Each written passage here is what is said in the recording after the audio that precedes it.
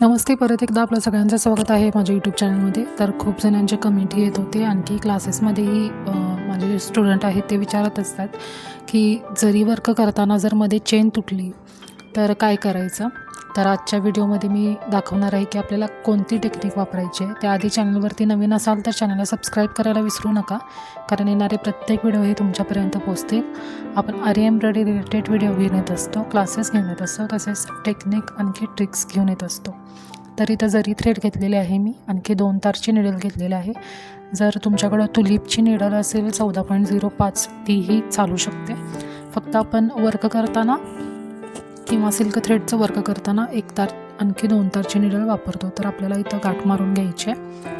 आणखी जे महत्त्वाचे व्हिडिओ आहेत ते मी डिस्क्रिप्शनमध्ये दिलेले आहेत, तुम्ही चेक करू शकता. तर हे खूप जे बिगिनर्स असतात, जे नवीन शिकणारे आहेत, त्यांना खूप प्रश्न पडतो की मध्ये धागा कट झाल्यावर काय करायचं. त्यांना वर्क करता येत नाही, पण कंटिन्यूही करता येत नाही पुढं. तर त्यासाठी हा व्हिडिओ मी बनवलेला आहे. तर आधी आपल्याला इथं जरी थ्रेड कट करून घ्यायचे आहे, त्यानंतर आपल्याला चेन करायला इथं सुरुवात करायची आहे. चेन करतानाही जर प्रेशर पडला किंवा धागा ओढला गेला, जर आपण सुरुवातीला आपण ज्यावेळी शिकतो त्यावेळी आपल्याला लक्षात येत नाही की धाग्यावर आपण प्रेशर देत असतो. निडलमुळेही धागा कट होऊ शकतो, किंवा निडलचं जे टोक आहे ते शार्प असेल तरीही धागा कट होतो. तर इथं तुम्ही बघू शकता, मी आपल्याला पूर्ण यामध्ये दाखवणार आहे की कशाप्रकारे आपल्याला जे आहे ते इथं वर्क कंटिन्यू करता येतं. इथं मी कट करणार आहे. अशा प्रकारे जे धागा जो आहे आपला कट होतो वर्क करताना, तुम्ही बघू शकता. तर यासाठी आपल्याला काय करायचं आहे, जो आपण कट झालेला धागा आहे जरी खालून ओढून घ्यायचे. बघू शकता अशाच प्रकारे आपला कट होतो. फार खराब झालेला असेल तरीही या पद्धतीनं तुम्ही ही टेक्निक वापरून वर्क जे आहे ते कंटिन्यू करू शकता. तर खाली जी जरी आहे कट झालेली, ती खाली जरी आपल्याला ओढून घ्यायची आहे. तुम्ही तर बघू शकता मी ओढलेली आहे जरी. आणि ही जी वरती थ्रेड आहे, आता या जरीनं परत आपल्याला गाठ मारून घ्यायची.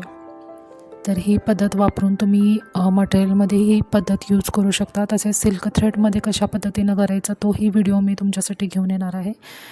तसेच टोक जे असतं पानाचं वगैरे, जे पानं आपण काढतो, फूल काढतो, ते कसे बनवायचे त्याचाही व्हिडिओ येणार आहे.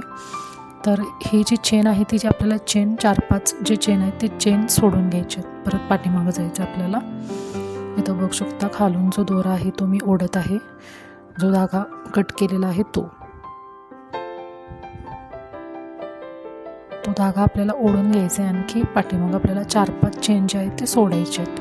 इथं मी सोडलेले आहेत 4-5 चेन. आणि परत जे आहे ते इथं एंड नॉट करून घ्यायचं. एंड नॉट कसं करायचं त्याचाही व्हिडिओ आपला अवेलेबल आहे चॅनलवरती, तुम्ही जाऊन चेक करू शकता. इथं एंड नॉट केल्यानंतर आपण जी नवीन जी जरी आपण खालून कट केली, ती जरीनं आपण परत कंटिन्यू जे आहे ते वर्क पुढं करायचं. तर खूप सोपी पद्धत आहे, तुम्ही प्रत्येक वर्कमध्ये हे यूज करू शकता. अशा प्रकारे कुठंही कट झालेलं आपल्या लक्षात येत नाही आहे.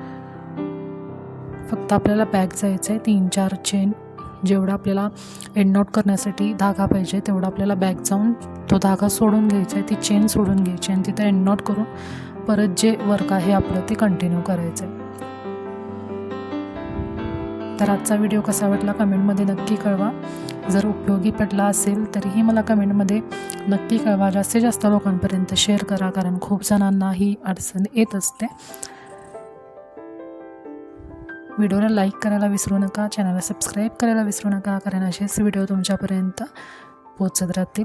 तर ही चेन आपली कंटिन्यू झालेली आहे. तर भेटूया पुढच्या व्हिडिओमध्ये एक नवीन डिझाईन घेऊन, एक नवीन टेक्निक घेऊन. तोपर्यंत नमस्ते.